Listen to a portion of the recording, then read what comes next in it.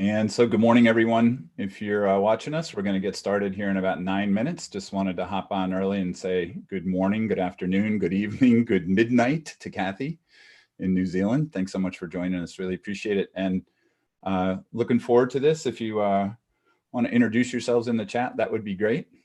We're going to test one thing here really fast just to make sure that everything's working on the Zoom side. So like I said, we'll get started at the top of the hour, whatever that is for you.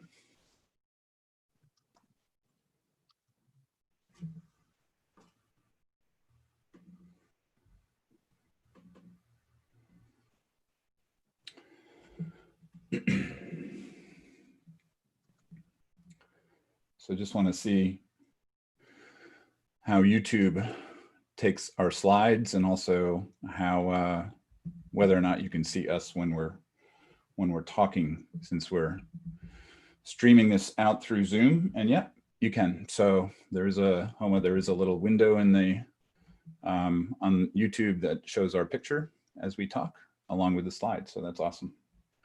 So I'm going to stop the share and got about 8 more minutes.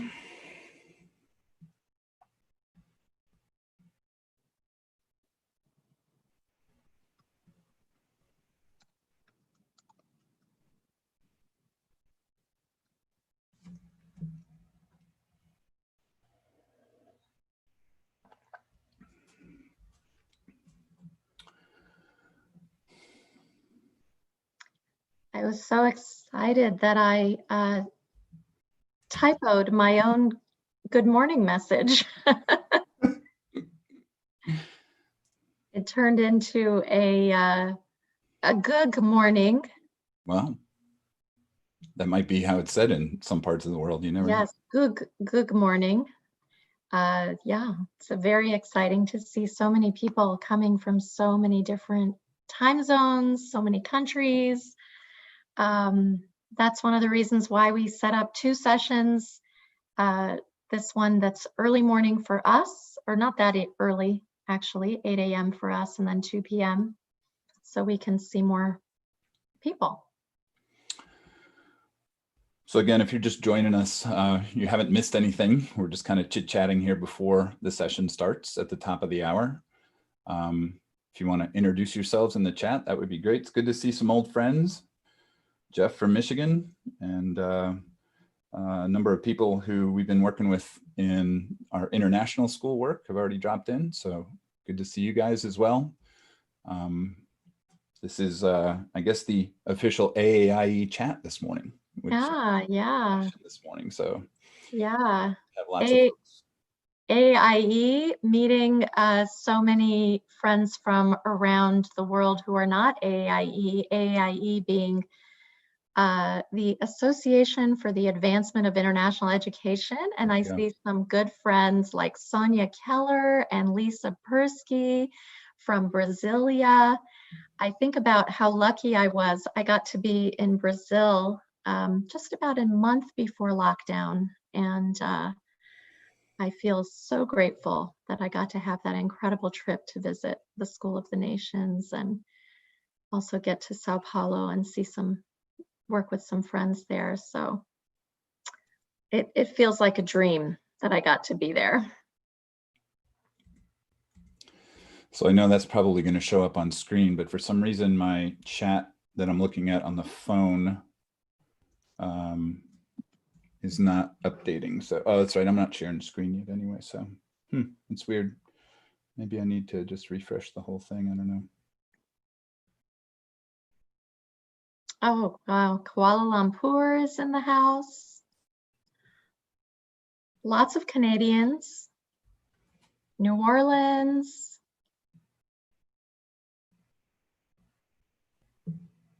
Oh, hey, and my neighbor Corey Brown from Haverford, Pennsylvania. Love it. International, Fair Green International, Dubai.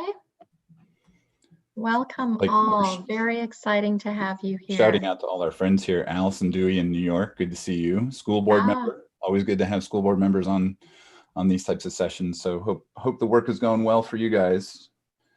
And there's Tom Unwin, our friend from BC. Thanks, Tom, for all your help in getting the word out about this. Really appreciate it.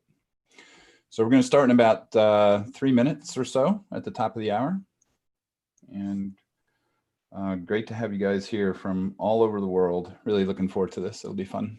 Uzbekistan, The Hague, Puerto Rico.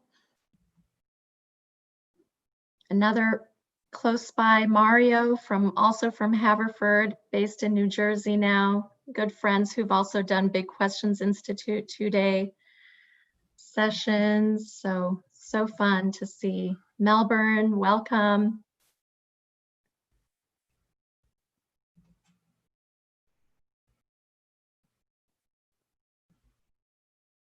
This is definitely the upside of the remote. It's fun. Yeah, it's really fun. What do they call this? The chat waterfall? That I heard that the first time just a couple of weeks ago, and I thought that was a very interesting way to describe it. So yeah, that's great. Chat waterfall is fun to just see as it comes through. The Berkshires, I bet that's beautiful there. Thanks for making it from Hong Kong, Haiti. Wow, upstate New York. Michelle Bernard, who's right around the corner from me, my former colleague. Good morning. Fantastic. It's very cool. Argentina, so exciting. Iowa. This is probably more fun than the session itself. Yeah, let's do this.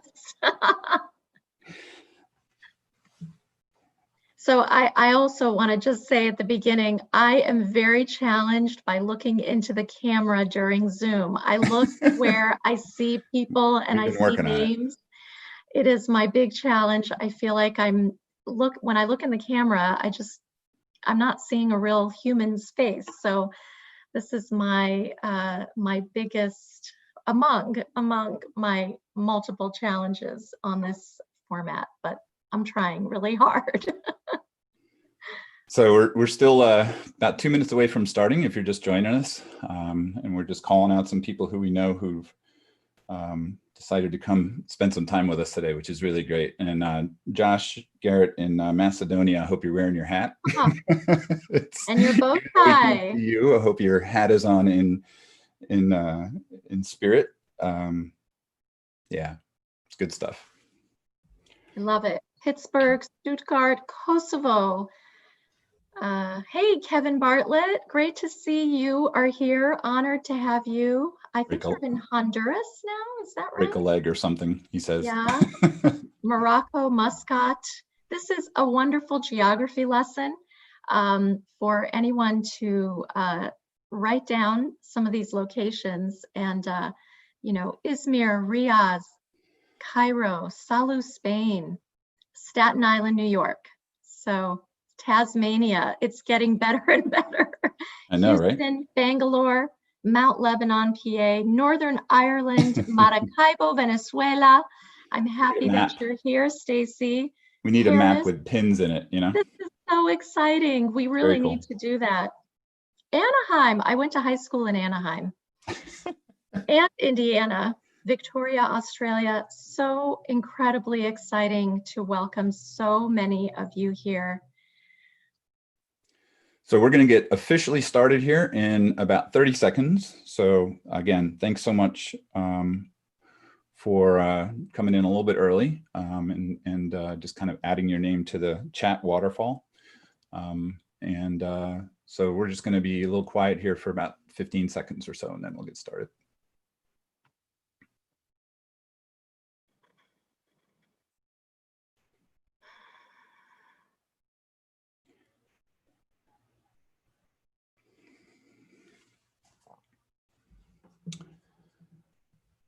All right, well, good morning, good afternoon, good evening to wherever you are in the world. Thanks so much for joining us for the next hour or so to talk about what we think is a really important topic at a very important time. And we're just thrilled that so many of you have decided to make some time for this. And hopefully our goal is to infuse some big questions into the conversation and to get you thinking and to hopefully help you as you think about the next steps for your schools and for education moving forward.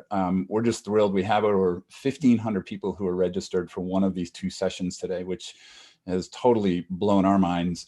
So thanks so much again for coming, and we're really looking forward to this. Just a couple of things. This is going to be a lot in a little bit of time. We had originally talked about a 45-minute session here, but the events of the past couple of weeks and just a lot of our thinking led us to refine that a little bit. So we're going to extend it to 60 minutes, and we're going to have some Q&A at the end. But even in that 45 minutes or so that we're going to present, there's a lot of stuff that we're going to throw at you. And again, the intention here is not to dive really deeply into these things, but to hopefully put these ideas into your heads and to get you thinking about them. Like I said, it's a 45-minute presentation that's going to be followed by Q&A. And as many of you are already doing, please use the chat to ask questions, to connect with one another, to add value in whatever way is meaningful for you. And we will be pulling the questions out of the chat and taking about 3 or 4 of them at the end of the session. So today really is about questions, but it's about big questions. And, you know, when Homa and I started the Big Questions Institute about 6 months ago, I don't think any of us could have believed some of the questions that we'd be asking today. We obviously didn't see the pandemic on the horizon. We obviously didn't see a lot of the very important conversations around race and social justice that have exploded in the last couple of weeks. And all of those things are really leading us to a moment where we just feel like the bigger questions, those kinds of existential questions, are very important to be asking right now. And as challenging as this moment is, we also want to make sure that you hear us when we say we also see this as an opportunity. In fact, what we're going to try to pose to you today is an opportunity narrative, really, where it's a chance for us to look at schools and look at education and classrooms differently. But it's also a chance for us to maybe do some things that we've wanted to do for a very long time, that we've known in our hearts as educators that we've needed to do in schools. And that this may be a moment for us to both reorient ourselves based on some of these new lenses and some of these new contexts, but also to reimagine what the classroom experience might look like for kids and for teachers, no matter where you are in the world. So good morning, everybody. I'm Homa Tavangar. Great to join you. So, you know, it really is such a dramatic time. And as Will situated us, the lesson is that the world is fundamentally changing. And it has been changing, but this most recent round feels the most dramatic. And so we kicked off with coronavirus, which we never, I think most of us were caught by surprise by how pervasive it was. And now we are situated in what I think of as sort of the twin virus, the twin crisis of this time, which is the 400-year-old disease, the virus of racism and this sort of racial pandemic.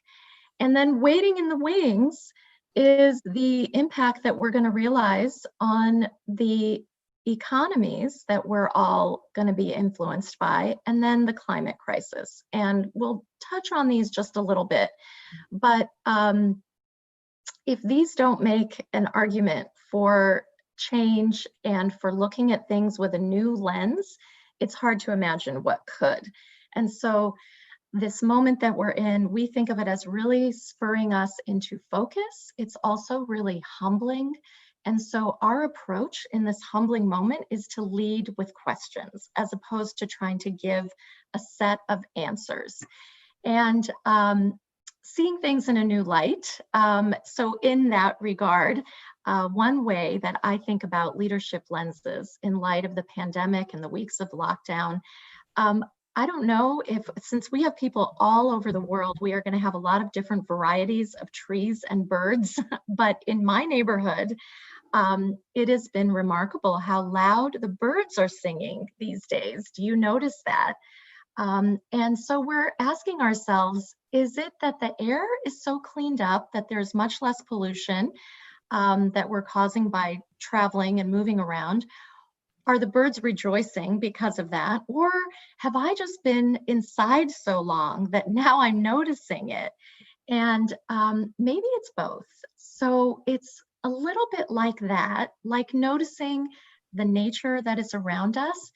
The lenses that we're going to present have actually been there all along. And at the same time, we've been in crisis mode. So being in crisis mode helps us shift from seeing and focusing on the things that keep us busy to the things that really matter. So what we want to share with you are the lenses that we found help keep the focus on what matters most. And like listening to the birds outside, focus on what you're hearing and see what emerges. Okay, so maybe we're listening better because of the moment of crisis. And something that's been really useful to me in navigating through the crisis is thinking about the origin of the word crisis in both Chinese and in English, Spanish, Portuguese, French, Italian, all the Romance languages, and maybe more. The idea of crisis is as characterized in Chinese is the two characters.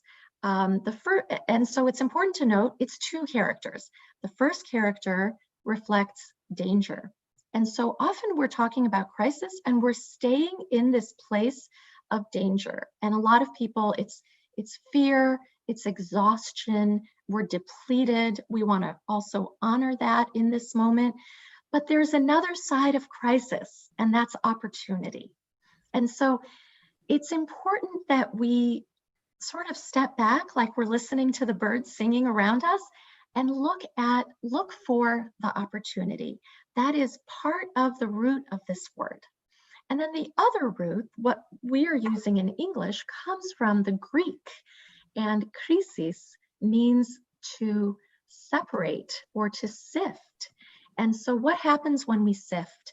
The important things are rising to the top, and that's how we are able to focus. And so in that light, we present these lenses so that we know that there's going to be a lot of time focused on micro details.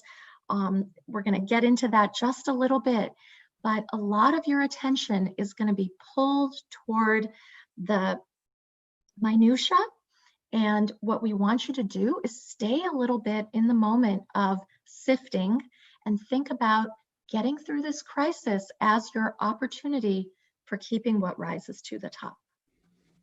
And again, for those of you just joining us, just want to make sure that you use the chat to ask your own questions. We're really, really interested in the challenges and the opportunities that you see as well. And just a reminder that we will be taking some of those questions at the end of the session. Look, we want to make sure that we don't forget what a challenging moment that we're still in when it comes to thinking about schools, not just as we took them out of the physical space and put them online, but now as we think about reopening. I'm going to talk a little bit about this later, but it's been such an amazing learning experience, I think, for all of us in education, in the moment, really driven by the need of the moment, the desire that we had to do it right. Just want to make sure that we honor all of those little but the logistical questions that you're asking right now, because they are important, and we're in no way suggesting that they're not. They're going to be top of mind for many of you, if not most of you, certainly for the next couple of months. But again, we also want to make sure that as we begin to think about reopening, depending on, again, where you are in the world, but as we begin to think about what's next, this next iteration of school, whatever that looks like, that it's not just about how do we social distance in the classroom, or how do we make sure that we create cultures that are more comfortable with ongoing risk, because that's going to be the reality in the world. But what is this moment telling us about the future? What is the moment suggesting to us in terms of how we think not only about opening day, but also how we move forward into, again, a different place, a different way of thinking about the experience that kids have? And so that's, again, what these lenses are going to try to do, not just give you some sense of what's happening in the moment, but also projecting out into the future and using them as a filter, as a frame for the decisions that you make, not only on a day-to-day basis right now, but as you think about moving forward. You know, one of the things that we're trying to figure out is that reorientation piece. And I love that word, to be honest. I think it's a very interesting word for this moment.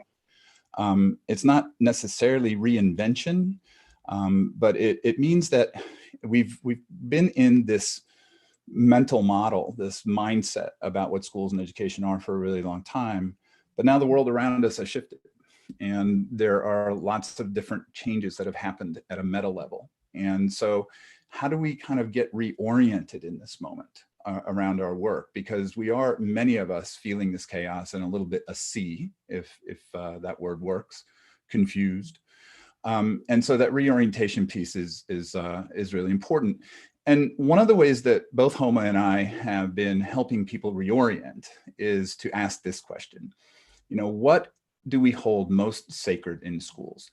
If we asked you right now to put in the chat, you know, what are the things that 10 years from now or 20 years from now, you want to make sure still exist in schools and in the experience of schools? Our experience has been that there are some fairly obvious and very consistent answers to that question. We've literally asked this question of hundreds, if not thousands, of educators in the last few months and over the last few years. And everyone says basically the same things. We want to make sure that we have really, really close relationships with kids. We want them to be healthy and happy. We want to make sure that our cultures are filled with justice and equity and diversity and inclusion, and that we provide lots of powerful opportunities for learning. And whatever your list is, I'm guessing it's going to be very, very close to this.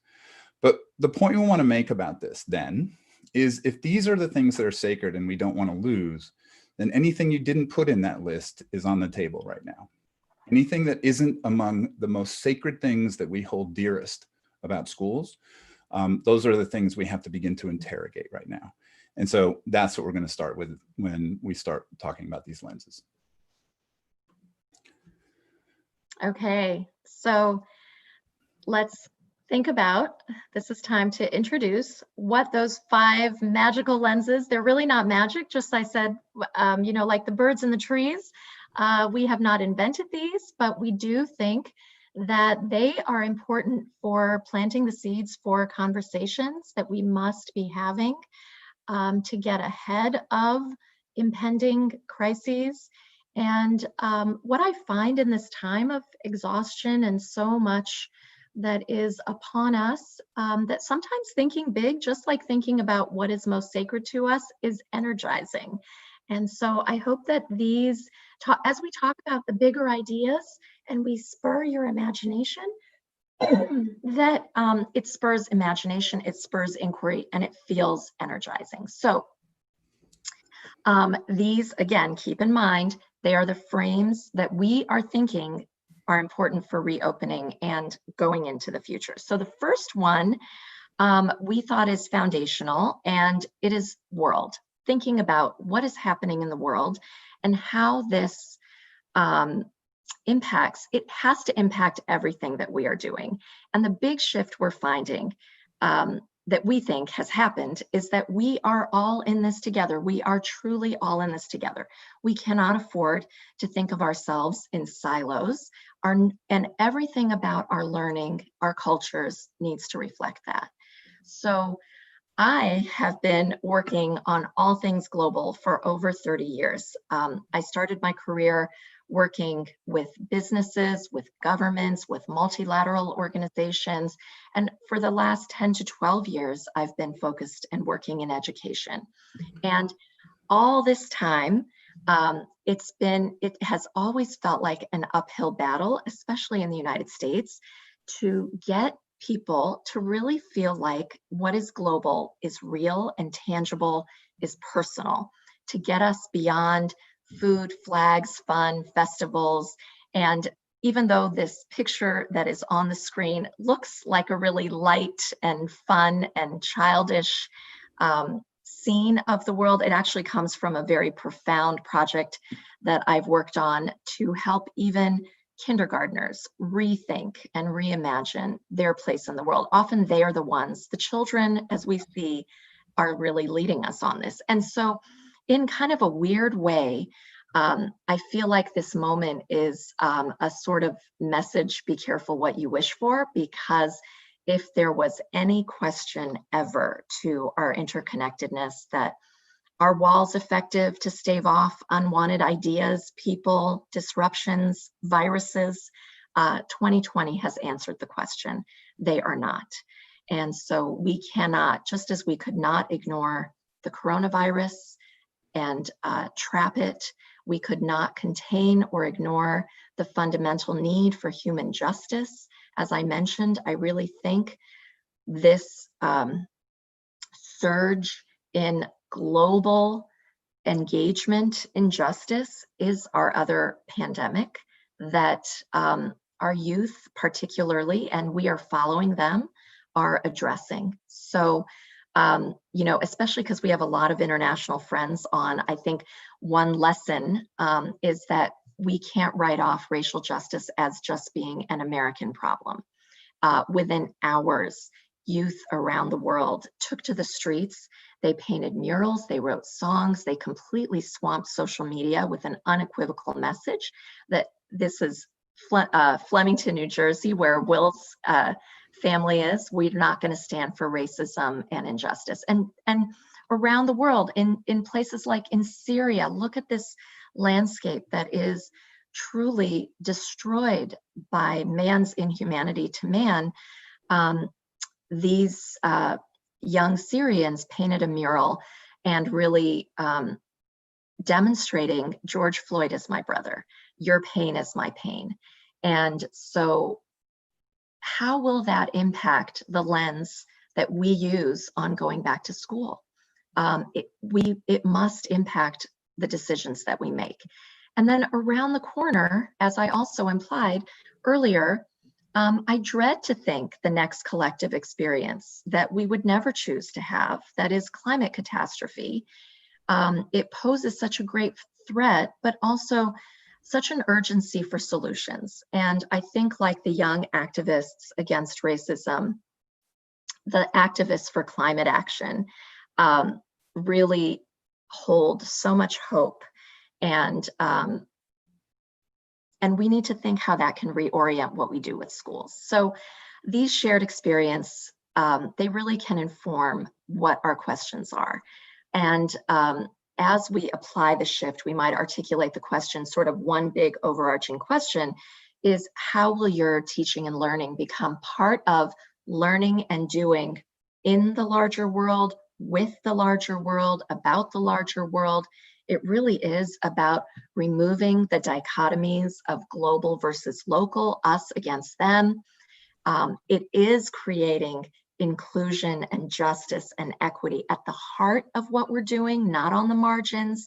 And I also think that it's not just what's over there, but it's what's deeply personal. And so coming from a place of humility, openness, curiosity, of course, empathy, reciprocity, learning history in a new way, there are so many implications to truly applying this lens in a sincere way. So let's move on to the next lens, Will.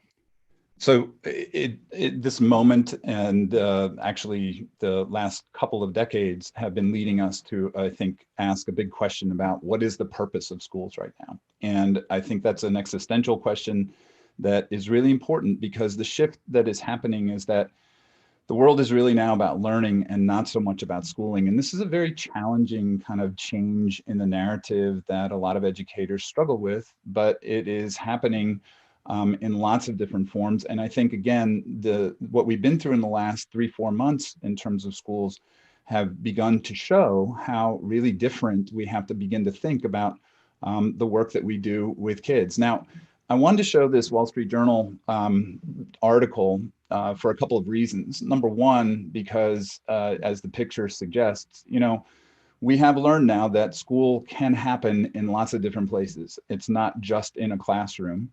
I'm going to take a little bit of exception with the headline here. Those of you who have heard me speak before know that I kind of bristle against adjectives in front of that particular learning noun. And I don't think that remote learning didn't work. I think in many cases, remote schooling didn't work. And I think it's a really important distinction. Our language is so important, especially when we're talking about our purpose. And so it didn't work. Remote schooling didn't work for a lot of people on a lot of different levels. It didn't work for two-income families who had lots of kids at home who couldn't go to work and all those types of things. But, you know, it also didn't work for a lot of underserved kids. In fact, it was probably really much more difficult for kids who didn't have regular internet access, who didn't have the types of technologies and resources that a lot of other kids did. So it's the schooling aspect here has really been challenged in a lot of ways. And I think a lot of us are thinking that school, we can't think of school the same way that we have in the past. But I want to just stress the learning aspect of this moment because it is so powerful. And I want to tell maybe my favorite story about a child pursuing something that was very interesting and passionate for him, and using the moment to create kind of his own learning and education. And again, those of you who've seen me present have probably heard me tell the story, but I just love it. This is a 17-year-old kid in India who was very upset by all the attacks and rapes that were happening in his community, and he wanted to do something about it. So he basically built a shoe, which if you're wearing it and you kick your attacker, it will electrocute that person. Now, what's really, I think, powerful about this is the way that he writes about his learning. And he says, basically, I ran into countless problems. I had great mentors on LinkedIn and social media. I taught myself programming languages. My prototype failed 17 times. I faced electrocution twice. My friend got a nosebleed. This was a young man who had a deep passion to solve a problem in the world and was not to be denied. And when he finally figured it out, he said he felt like a superhero. This is the moment in which we live, where we can find our own teachers. We can write our own curriculum. We can assess ourselves. And that's not to say, again, that everyone is doing that or that we should do that all the time. But if we are waiting to be told what to learn, when to learn it, how to learn it today, if kids are waiting for someone to tell them in schools, we're not preparing them to learn their way through the world, which is what they're going to have to do in a world that's uncertain, in a world where you can't predict what's coming next. And, you know, it is this idea, and I love this quote from Stephen Downes, that we have to start thinking of education as something that we create for ourselves, because we can. And I just want to also here's a nod to many people who are in this room right now. I have watched international school heads and been privileged to work with a whole bunch of people over the last couple of months who have, I think, probably experienced one of the most powerful learning experiences that they've ever had. And what I always find interesting when I talk to them and when I talk to other people about how powerful this moment has been for educators in terms of their own learning, when I ask them, but does that learning that you've just gone through look like the learning that's happening in your classroom right now? And many of them will just kind of say, no, you know what? It really doesn't. There's a disconnect. We have to now begin to understand that it's about learning. It's not about knowledge. It's not about curriculum. It's not about credentials. It's about, are you a learner? And how equipped are you to learn your way through the world? Because if you can't do that, you are going to have a real struggle thriving into the future. So these are big questions. What is a school today? How do we define that? What is the purpose of it? You know, and what does it mean to be educated? How is our mission relevant for this moment? Those are some of the questions that a whole bunch of schools and a whole bunch of educational leaders are beginning to ask right now. And I think that they're powerful, powerful questions to ask. Okay, so the next lens number 3 is change. We have a complicated relationship with change, and the lens of change calls on us to sit with the discomfort of not forgetting. I think we have to interrogate the structures that have been in place. And in terms of school, to think about, what are we going back to? So for all of us who think this collective global experience that we've been living through could be an opportunity to do better, there's been a lot of talk about going back to a new normal. I'm not sure what that is. And so we start with this shift of a no normal. that we are in a transitional stage. And so I think what we've noticed is that we've been thinking about change from a couple of multiple superficial constructs that the pandemic has really obliterated. And the myths are that change is slow and that change isn't really possible. And educators in that light are not good at change. And what we've experienced, what you on this chat have experienced, is that that's absolutely not true. Teachers have risen to the challenge like crazy. What they've done is that overnight they did emergency remote schooling. So it's not that the ethos of school has transformed, but that the delivery method overnight, and a lot of teachers say, I didn't sign up for this, but they did it anyways. And so it really has been an example, powerful example of the power of change and the possibility. And so one really important frame that's influencing how we look at change is what we think of as right now, we are living in a contextual era. So we were in an industrial era, and some people said we led to an industrial 4.0 or a digital era. The industrial age was founded on a scalable model that was efficient with standardized products. It was supplier centric. Our consumers were a passive audience. The key to success was efficiency at scale. So we had an ideal manufactured car, house, and standardized exam. And so clearly that is not where we want to be right now.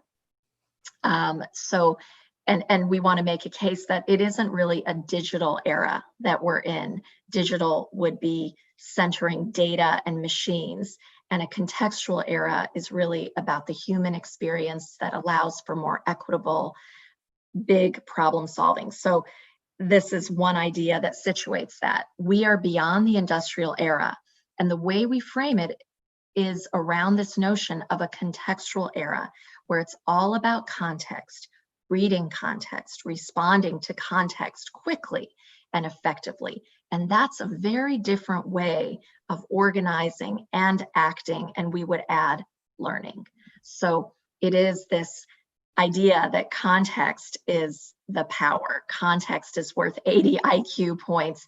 Context, what are contexts? They are about taking into account populations, places, institutions as we are learning and putting things into context. It's how we interpret past, present, future. So data is just one point or one element that contributes to context, even the context of interpersonal relationships. So where a lot of us are saying, start with relationships when we go back to school. And even the context of what is in my heart is part of what is learning. So I want to close out this idea of context mentioning first that when we embrace the power of context, change is not as scary.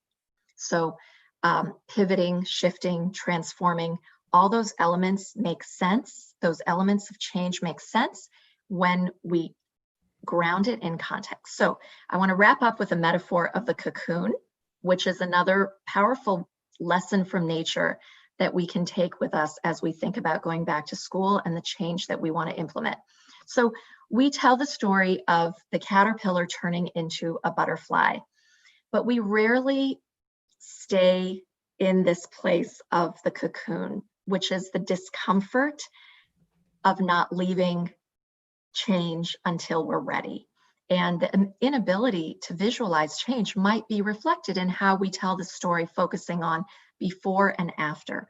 But during, the story of the cocoon is a story of pain, it's a story of change and hard work.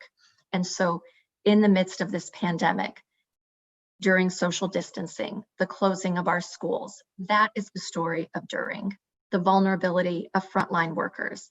And in many cases, the fact that their undervalued labor has become part of the story, and the killings of George Floyd, Breonna Taylor, Ahmaud Arbery, those have all taken place in the moment of during, and they have stirred the world to act. So it's this really active, violent moment of change within our cocoons that will hopefully lead us to some sort of transformation.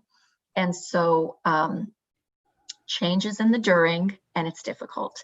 And it leads us to ask some big questions. You will have more, but how do we start to begin a culture that accepts and embraces change and uncertainty, that really keeps us in the during, in the cocoon, and responding to difficult places, iteration, imagination, failure, divergent thinking, diversity at a profound level. These are some of the big questions, planning for change. So let's go to the next one. There is so much we can say about each of these, and I apologize that we have to run through and just sort of skip over so much. And we're also not getting into details. And I appreciate that in the chat, I've seen action steps and strategies, but we're sort of asking the why questions before we get to the how questions. So thank you for bearing with us. So I'll Yeah, turn I would agree. I'm watching the chat here on my phone as we do this, and it's pretty amazing. And I just want to remind you again, in about 15 minutes, we're going to take some of your questions if you like. We'd love your pushback, your questions that expand upon some of these ideas. So if you have those, just drop them in there, and we'll be sure to get around to those. So the fourth lens is power. And I think that this is one thing that we don't talk enough about in schools, in terms of just the power relationships that we have and where power resides in schools. I don't think there's any doubt, and I don't think there's, I think most people agree that power is moving away from the institution to the individual now in lots of different ways. You see it almost everywhere in the news these days.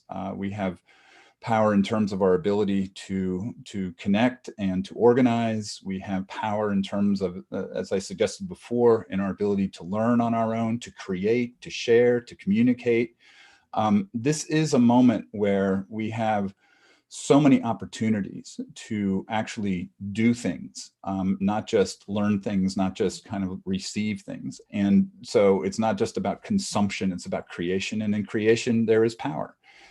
But power challenges us, and power challenges the kind of institutional and traditional relationships that we have. I love this quote by Bell Hooks, who talks about the fact that, basically people try to tamp your power down, or they try to kind of take you down, not because they don't think you have power, but because they recognize it and they don't like it. And so I think a lot of this is happening right now in our schools, where kids are beginning to exert their power. Kids are beginning to ask, why can't I learn this, which is more important to me? They are looking for relevance. They are seeking opportunities to pursue things on their own terms. One of my biggest influencers, and again, those of you who have worked with me know, Seymour Saracen. Saracen has a great quote where he says, existing power relationships in schools are part of the problem, but they can never be part of the solution. And what he's saying is that we have to interrogate the ways in which we connect and interact with people. And when we're talking about power relationships, we're talking about teachers and students, we're talking about teachers and parents, leaders and teachers, policymakers and leaders, all of those kinds of intersections of all the different groups who have a vested interest in what happens in schools. And too many times I get into conversations with both students and teachers where they basically tell me they don't feel empowered at all. They feel like they don't have any choice, that they don't have any voice in what's happening in their classrooms and in their schools. And I think at this moment, especially for students and teachers, we need to think really hard about what power looks like. So one of the words and one of the phrases, that's been bandied about a lot is this idea of agency, this idea of voice and choice, and giving kids, empowering kids, which is a word that both Homa and I take issue with, because it's not really about us giving people power. It's about creating conditions where their own power can come to the surface, where they are allowed to use the power that they inherently have to do the things that they have a purpose for. So it really is about agency. And agency is not just saying to kids, okay, you have a choice, here's the outcome, I'm going to determine that, but you have a choice now. There's 3 different ways that you can get to my outcome. That's not really agency. that's just kind of playing a game with them, saying, I'm going to give you, more freedom or whatever, but really not letting them decide what their own outcomes are, what their own purposes are. So I think one of the most powerful quotes I've read in the last few years comes from Sean Michael Morris. And when he talks about agency, he says, it does not give us power over each other or another, but it gives us mastery over ourselves. And an education that does not encourage or facilitate this agency is not an education. So I just think it's crucial right now when you are thinking about reopening your school, or when you are thinking about long-term, how are we creating the conditions in our classrooms for students to use the power that they inherently have, and to use it in ways that are constructive, that are creative, that are collaborative, and that allow them to flourish as learners? Because we all know that learning doesn't really happen if we don't have freedom and choice. When someone tells us we have to learn something that makes no sense to us, has no relevance to us, that's probably not a great condition for learning. So in a world where people are taking advantage much more of the power that they're finding in themselves, how are we helping kids prepare for that? How are we giving them opportunities to exert their own power into the world? And I just want to, it's just a little rhetorical shift, but we don't have power over things. We have power with people now. And so that's another kind of question to ask. What does that look like? Now, the virus, the pandemic especially, there's another aspect to power that is in the news right now. And I think it's important that we discuss and really get to some deep conversations around the idea of privacy and surveillance right now. Because that is an affront on our power, on our individual agency. And so I'm not sure what the answer to these questions are, but we better be talking about them. To what extent are we going to give up our privacy, to give up our power in order to live in and work in environments where we are never going to be risk-free again? And that is a truth that we're going to have to accept and become able to deal with. But that's all part of the whole question around power. So where does power reside in your school? Do you know? Who has the power? How does power lend itself to change, or does power really kind of retain the status quo? And, how can we shift power and agency to our learners? Because again, if they don't know how to use that agency well, if they're not used to and comfortable with pursuing their own interests on their own terms for their own learning, if they're waiting for someone to tell them all that stuff, that's going to be problematic. And the last lens here, as we kind of get toward the end of this, is about story. And this is a really, I think, important lens. It's one that, again, we know we have a story to tell, but I'm not sure the extent to which we think about the nuances around story. And here's the deal. The narrative around education is shifting. John Hagel makes the distinction between narrative and story. He says story has kind of like a beginning, a middle, and an end, but a narrative is a call to action. And I love the way he says that, right? It's an opportunity for us to act on a different way of thinking. So if you look, it's not hard to find the narrative changing in terms of, what about going to college? How do you get educated? What is an education? How are credentials changing? How are definitions of success in terms of learning changing? There's a lot of those conversations that are happening right now. And so we're in this moment where we are in between stories, and we're in between stories on a whole bunch of stuff right now, obviously. This is Yuval Harari's great quote, which I love. We're in this moment of disillusionment and anger when people have kind of lost faith in the old story, but before they've embraced a new one. And I think that just captures education. There's an increasing frustration with the way that we've been doing things in the past, yet we don't know what the new story looks like. And for educators especially, being in that space that's very uncomfortable is not a place where we want to be. We want to have the answers. We want to know what it looks like. I'm reminded of the Margaret Wheatley quote, where she says basically, it's okay to be confused. In fact, maybe it's good for us to be a little more confused right now and just kind of sit with that. Because this is a huge shift that's happening. You look at media, you look at politics, you look at governments around the world, all of them are in between stories. So the question becomes, what stories are we telling? And who's telling those stories?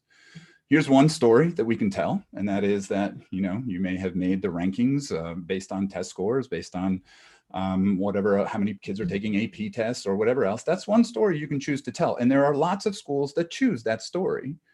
The implications of that story are becoming more clear in terms of the stress, that kind of thing that's happening in terms of kids' experience of school. But that story is breaking. That story, as you're hearing almost on a regular basis, is beginning to be challenged. And so right now, the question for us becomes, what stories are we choosing to tell? Are we choosing to tell stories about learning, or are we choosing to tell stories about schooling? And we both love this great West African proverb, which says, "The lion's story will never be known as long as the hunter is the one to tell it." So this is a moment where we have to not only identify and clarify the stories that we want to tell, but we have to get really smart and really serious about these types of questions. What is our story? Who's writing that story? And what new stories do we want to tell? And here's the really good news. You're already telling new stories. Every school that we've been to, there are new stories that are happening in classrooms, but they may not have scaled yet. They may not have floated to the top. But those are the stories that you can choose to tell if you want to kind of change or even promote the change that's happening in the larger narrative. Okay, so here they are. These are the 5 lenses that we've just introduced. And again, apologies because this has been really fast. We haven't gone into, the weeds on what this might look like, but we will touch on that. But basically, world, purpose, power, change, and story. And so if we can start to audit and reflect on what these mean, we have put together just this little summary table where the 5 lenses are here, and then it's sort of like this exercise, and I hate using the word zoom anymore because we use it all the time, but it is a bit of zooming in to what is important to me. What does it mean to me to be an actor on a global stage? Purpose, change. What is my story? What does this word mean to my school?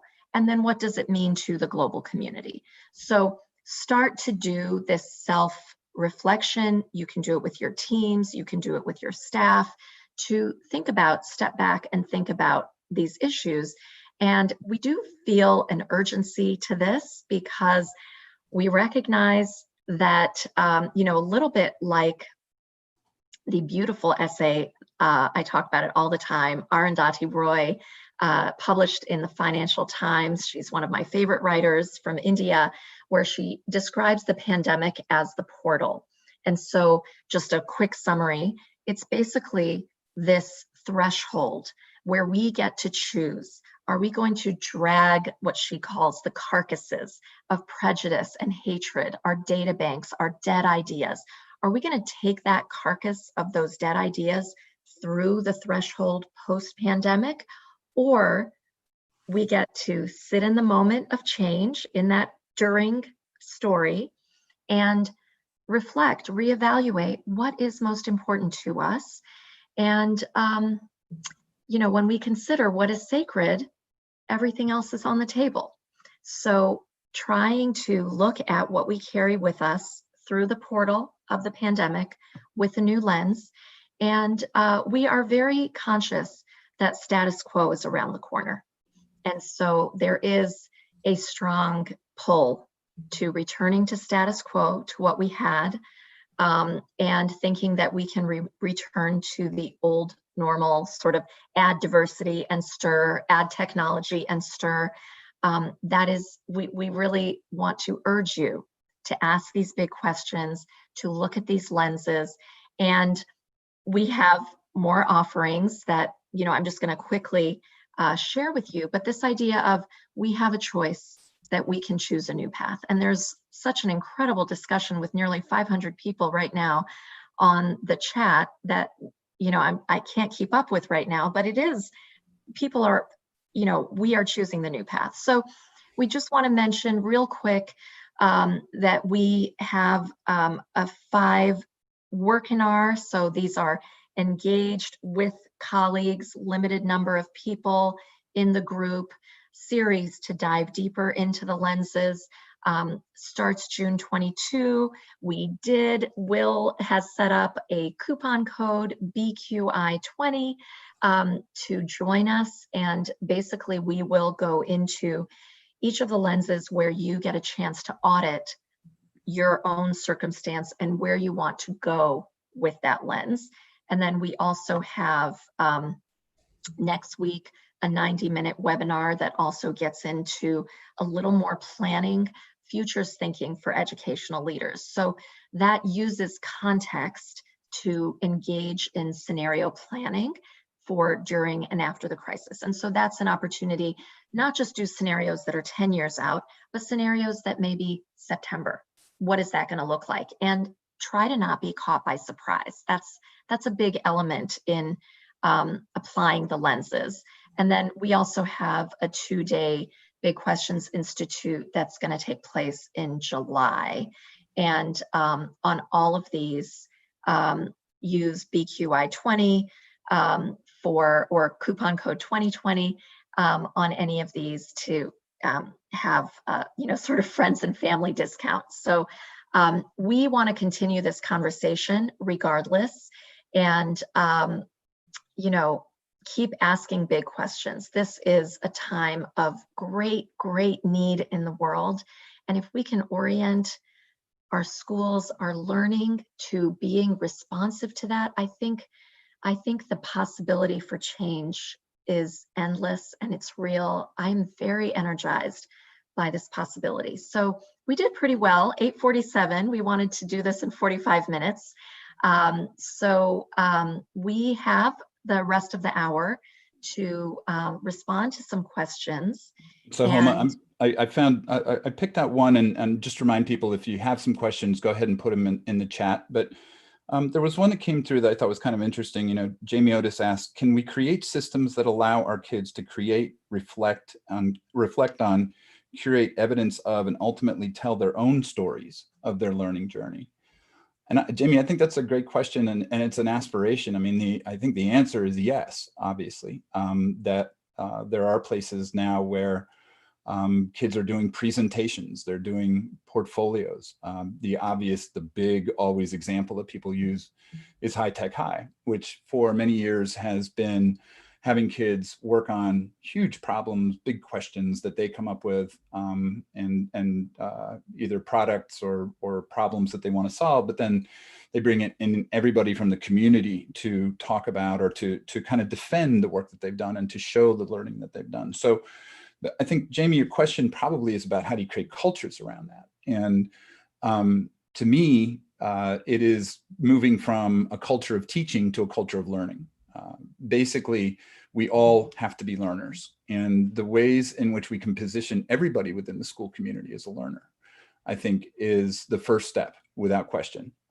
We see too many of us, I think, see ourselves as teachers or as educators, and if we can see ourselves as learners first, I think that provides a great opportunity for them to model the types of learning stories that we want our kids to write, and that, especially if they see us as master learners, that's a great opportunity for them to get a sense of what that looks like.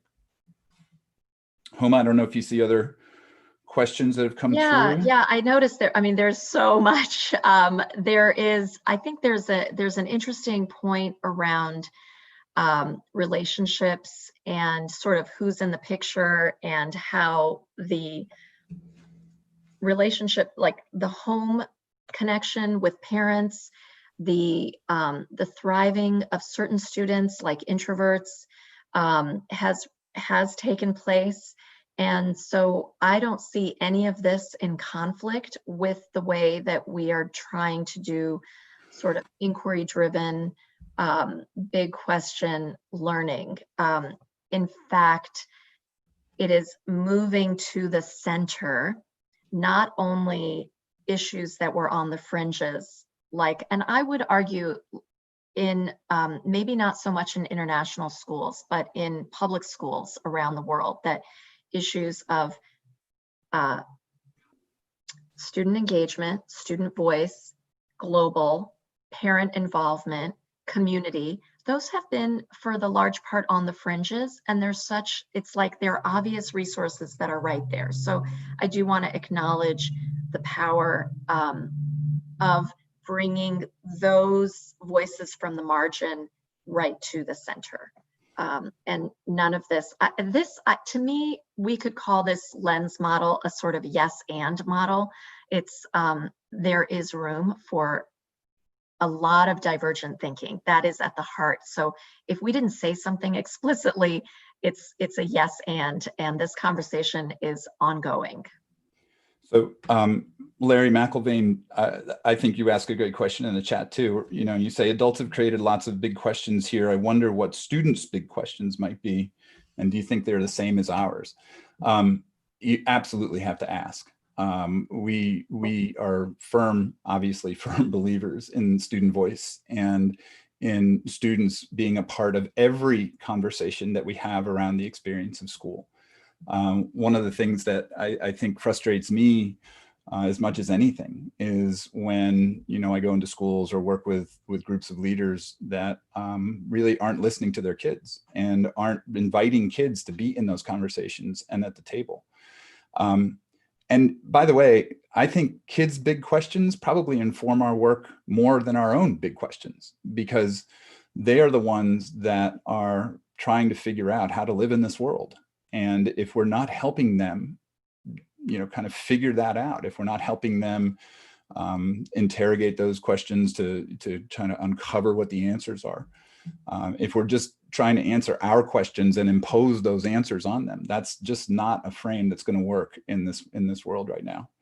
So Larry, I appreciate that question a lot. And it's not just about agency in terms of choice, you know, in terms of being able to pursue your interests in ways that make sense to you, but it's also being able to ask the questions that matter to you and to make sure those questions have voice. So I really, really appreciate that question a lot.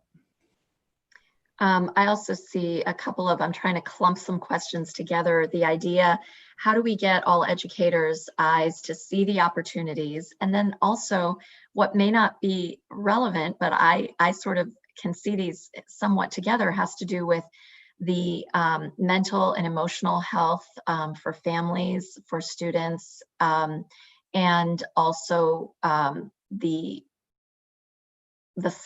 learning slide that we're all worried about. And I think one of my sort of mottos in this work is go slow to go fast. And so I think that it calls on us to slow down. That is centering relationships. Slow down in terms of our checklists, you know, like what Arundhati Roy says, like our data banks, our checklists, all those things we feel so rushed to do. And in fact, we are being oftentimes evaluated on, but the pushback, the investment on listening and relationship, it helps students do work that matters. It helps them explore that, and that will, I think, address the learning slide. And I think it helps, it is not complete, but it helps address the social and emotional need to be heard. And to center that in our lens is a way to begin to transform culture as well. So I just really fast want to say hi to an old colleague of mine who's in the chat who I haven't seen for years, Harleen Rosenberg, who's asking if the chat will be captured and shared. And so this is to our chat captain who's kind of watching the chat. If you remember, please copy the chat, and we will send a link to the chat in the follow-up email that you get tomorrow. There'll also be information on the archive and some other stuff as well. And I also just want to, you know, Paul France asks a really important question. You know, he says, while we struggle with the challenge of how to reopen schools in a couple of months, how do we find and make the time to grab this opportunity for needed change? It's a really important question. We make time for the things that we find important and urgent. And so for me, it's almost a kind of question on top of that asks, how do we build urgency within our schools, within our school communities, to then make time to choose to engage in these conversations. I don't think these conversations sustain without a sense of urgency, to be honest with you. And I'm not sure that we all share the same sense of urgency. I know Homa and I look at the world right now and go, oh my gosh, you know, as much as there are many, many challenges, we are also going, oh my gosh, because there are tons of opportunities too. I mean, we really do see this as a moment that is filled with opportunity. But you need urgency to talk about both the challenges and the opportunities. So Paul, I don't know how concrete of an answer I would give to that question, but I would say focus on how do you build the capacity of people in your school community to first understand why we need to have these conversations at a high level. A lot of people probably don't really understand what's happening right now. And not that we have a 100% understanding of what's happening right now, but I do think that people who have been engaged in these discussions for a long time, you can feel it. This is a moment. This is a very different moment. And it's one that I think requires us to make time to engage. So how do you articulate the urgency? I think that that's probably a starting point for that. I think we have time for one more question, Homa, if you have one, or. Why don't you go ahead? You're doing a better job. My chat is slow to load. Sure. So if there's Okay. something else. Well, I'm just kind of scrolling through here. Yeah. Mary Nanavati, we will definitely send you a couple of provocative follow-up readings. That'll be in the email tomorrow, and definitely we'll do that. You know, I want to say one thing that I noticed in the chat is making a case for transparency. I don't know the answers. Here's what I'm thinking about. Share these lenses, see what, especially your high school students, see how they respond to these. This could motivate their own question. We don't know where to begin with questions because I think there are things that in our generation, we've been socialized to, you know, have answers, lead with answers, which has, I think, created a lot of this mess, center certain voices, and not get into uncomfortable conversations about things we don't know. And so we're in this moment where all of that is being obliterated. And so this is where we can kind of lean in and be transparent with your students. You know, I'm struggling with this, would you help me? And you know, maybe it results in a book group that was nothing you'd ever put on the syllabus. And that starts with those questions. And I think that might be a great ending point for this conversation. Again, we want to thank you guys so much. I mean, I can't wait to go back and read the whole chat, and just for engaging in these conversations and these questions with us. We're not here to tell you that these are the only lenses, but they are ones that we think are important right now. And as Homa said before, we have opportunities to go more deeply into these conversations, and we'd love it if you joined us for that work. We think it's really, really important work, and we take it very, very seriously. So thanks so much, everyone. And you'll get an email tomorrow with some links and some provocative readings and some other stuff. But please take these conversations out into your school communities. And if there's any way that we can help you down the road, please feel free to let us know. We're at bigquestions.institute, obviously, and our email addresses are there. So Homa, I'll leave the last word to you. Well, thank you. I can't even say how happy I am.